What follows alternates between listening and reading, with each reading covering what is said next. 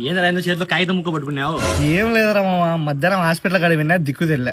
ఇందిరా వాడు హాస్పిటల్ అంటాడు. కొంపదీసి ఎయిడ్స్ పాజిటివ్ వచ్చిందో చెప్పురా నాయన, నా ఇంటికి నేను ఎట్టే తెంకొని పోతా. కాదురా, పాజిటివ్ అంటే మంచిదే కదరా, అంతా మన మంచికే. వచ్చాను ఆయన పెద్ద పాజిటివ్ మంచి. మొత్తం పెడతా ఇద్దరు ఒకేసారి. నేను చెప్పేది వినండి రా. హాస్పిటల్ వింటే డాక్టర్ ఏం చెప్పినాడంటే, హాస్పిటల్ వస్తే డాక్టర్ చెప్పక చిన్నప్పుడు నీకు గుద్దగడి న్యాయమై చెప్తావే. నా కొడుకులకి ఎట్లా చెప్తే అర్థమవుతుందా? నువ్వు గుద్దా మూసుకోరా మామా, నువ్వు చెప్పురా.